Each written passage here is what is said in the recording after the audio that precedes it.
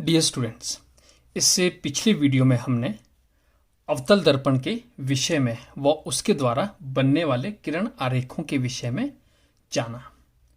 इस वीडियो में हम उत्तल दर्पण के विषय में व उत्तल दर्पण के द्वारा जो प्रतिबिंब बनते हैं उसके लिए किरण आरेख बनाना सीखेंगे।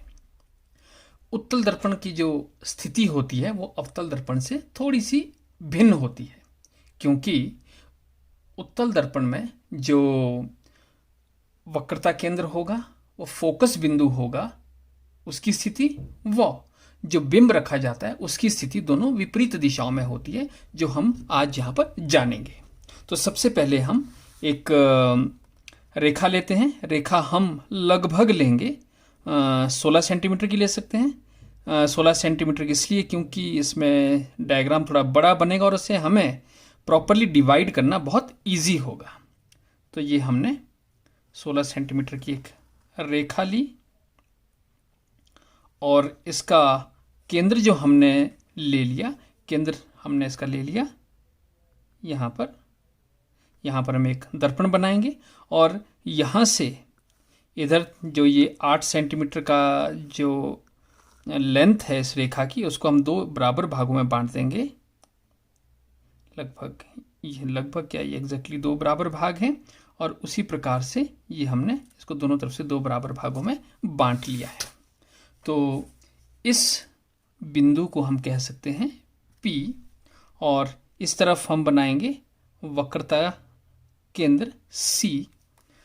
तो सबसे पहले हम उत्तल दर्पण बनाएंगे। यहाँ पर हम C पर प्रकार रखते हैं, उसको हम P तक खोलेंगे और एक आर्क या चाप लगाएंगे। ठीक है बच्चों। अब क्योंकि इसका ये अंदर वाला सिरा ये हमने पॉलिश किया है और जो परावर्तन होगा वो इसके बाहर उभरे हुए सिरे से, जो कि आपको इस तरफ दिख रहा है, इस सिरे से होगा। तो ये कौन सा दर्पण है? उत्तल दर्पण, क्योंकि इसका जो परावर्तक पृष्ठ है वो उभरा हुआ है। तो क्योंकि ये उत्तल दर्पण इस तरफ बनने वाले एक वृत्त का भाग है, तो इसका वक्रता केंद्र इस तरफ होगा, वो फोकस बिंदु ये है इसका F। तो इसीलिए हमने इसके समान दूरी पर यहाँ पर भी एक बिंदु ले लिया था जिसको हम F डैश मान सकते हैं, और इतनी ही बराबर दूरी पर हम एक बिंदु ले सकते हैं जिसको हम C डैश कह सकते हैं, और इसी रेखा को हम आगे भी बढ़ा सकते हैं, जो कि मुख्य अक्ष जिसे हम कहते हैं।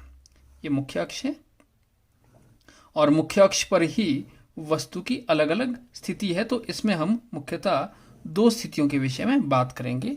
इस वस्तु की 2 स्थितियों के विषय में बात करेंगे।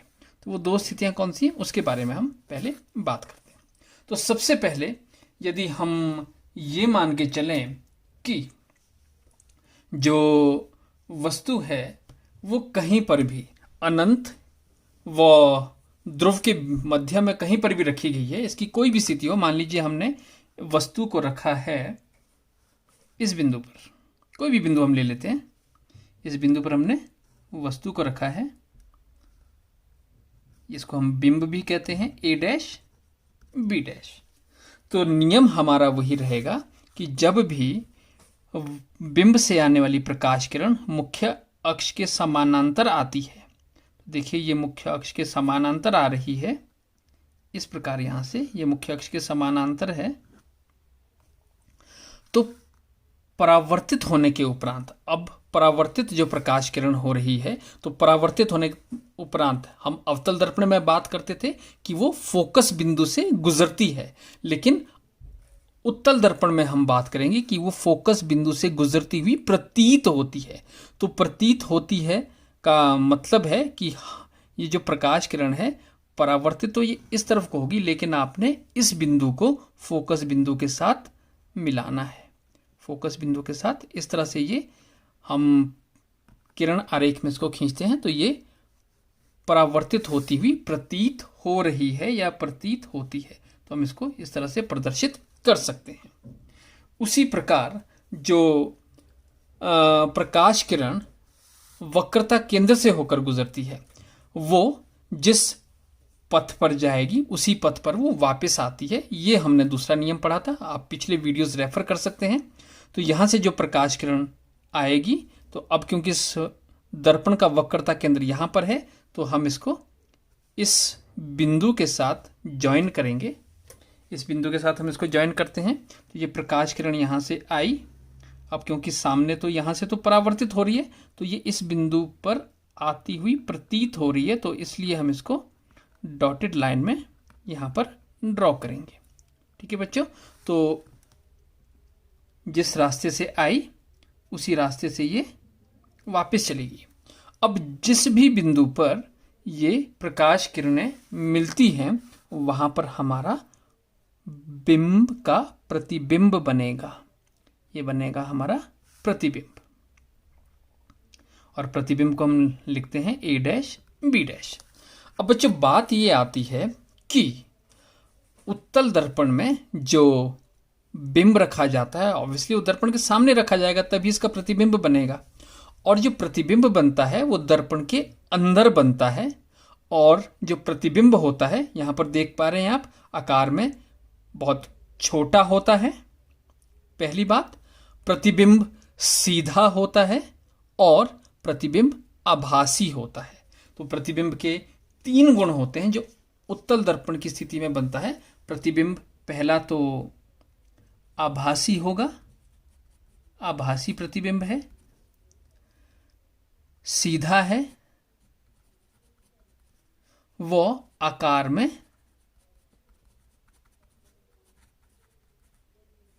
बिंब की अपेक्षा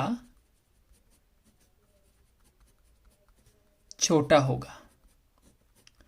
और इस प्रकार के उत्तल दर्पण का आप बहुत कॉमन उदाहरण देख सकते हो, जो वाहनों के विंग ग्लासेस या जो साइड में, ड्राइवर के साइड में जो शीशे लगे होते हैं पीछे के वाहनों को देखने के लिए, वो उत्तल दर्पण लगे होते हैं। और इसको लगाने का कारण है क्योंकि ये बहुत बड़े क्षेत्र का दृश्य जो है ड्राइवर को बता सकते हैं, या बहुत बड़े क्षेत्र को ड्राइवर इन दर्पण की सहायता से देख सकता है उसके पीछे आने वाले जो भी गाड़ियां हैं अपने पीछे आने वाली सड़क में।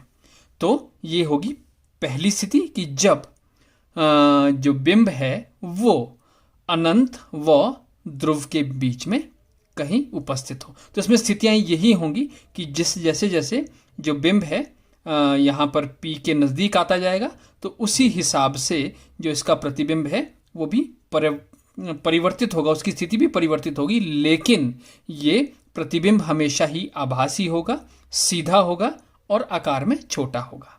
तो इस स्थिति में अवतल दर्पण जैसी 6 स्थितियां नहीं है। दूसरी हम बात करते हैं कि जब यदि जो बिंब हमने रखा है उसको अनंत पर रखते हैं, तो सेम हम यहाँ पर भी 16 सेंटीमीटर की एक लाइन ले लेते हैं, इसको हम इसका केंद्र ले लेते हैं। उसी प्रकार जहाँ पर हम दर्पण बनाएंगे और इसके हम 2 इक्वल पार्ट्स, या हम कहते हैं 16 सेंटीमीटर के हमने 4 इक्वल पार्ट्स कर लिए हैं।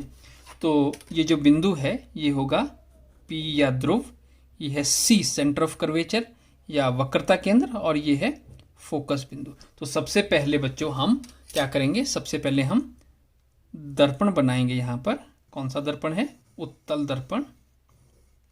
ये हमने उत्तल दर्पण बनाया।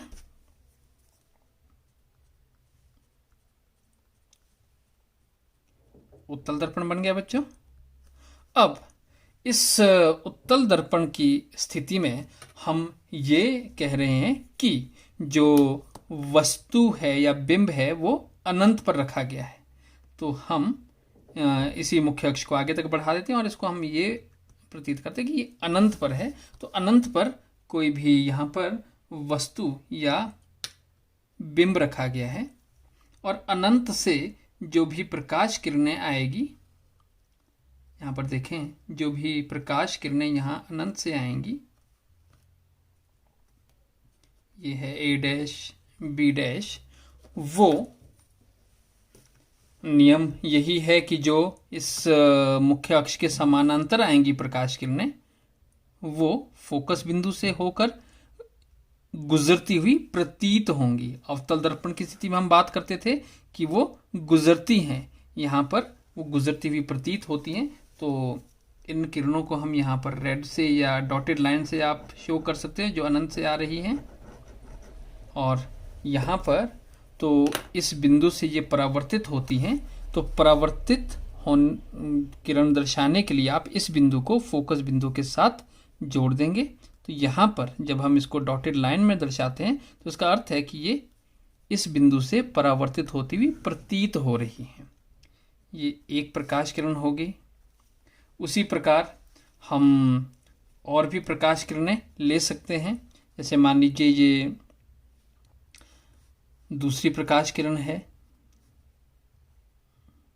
यहाँ से आ रही है, मुख्य अक्ष के समानांतर आ रही है। सपोज हम यहाँ पर ले लेते हैं, मुख्य अक्ष के समानांतर ये प्रकाश किरण आ रही है। तो ये भी फोकस बिंदु से गुजरती हुई प्रतीत होगी। तो इसको भी हम फोकस बिंदु के साथ जोड़ के यहाँ से परावर्तित किरण खींचेंगे इस प्रकार से। तो इसका हम ये निष्कर्ष निकाल सकते हैं कि जब भी उत्तल दर्पण की स्थिति में कोई वस्तु अनंत पर होगी तो उसका जो प्रतिबिंब बनेगा वो फोकस बिंदु पर बनेगा। तो प्रतिबिंब इस स्थिति में भी आभासी होगा, सीधा होगा, वह बिंदु प्रतिबिंब होगा। बिंदु प्रतिबिंब मीन्स आकार में अत्यधिक छोटा होगा। ठीक है, तो ये दो स्थितियां हैं उत्तल दर्पण के केस में। जब वस्तु या तो अनंत पर रखी जाती है तो उसका बिंदु प्रतिबिंब बनेगा, और यदि अनंत ये उत्तल दर्पण के नजदीक कहीं ध्रुव या फोकस बिंदु या वक्रता केंद्र की दूरी पर रखी जाती है तो उसका जो भी प्रतिबिंब बनेगा वो सीधा बनेगा, आभासी बनेगा, वो आकार में बिंब की अपेक्षा छोटा बनेगा। तो बच्चों, उत्तल दर्पण के केस में ये दो स्थितियां थी। अगले वीडियो में हम बात करेंगे लेंस के बारे में, उत्तल लेंस व अवतल लेंस के विषय में। तब तक के लिए धन्यवाद।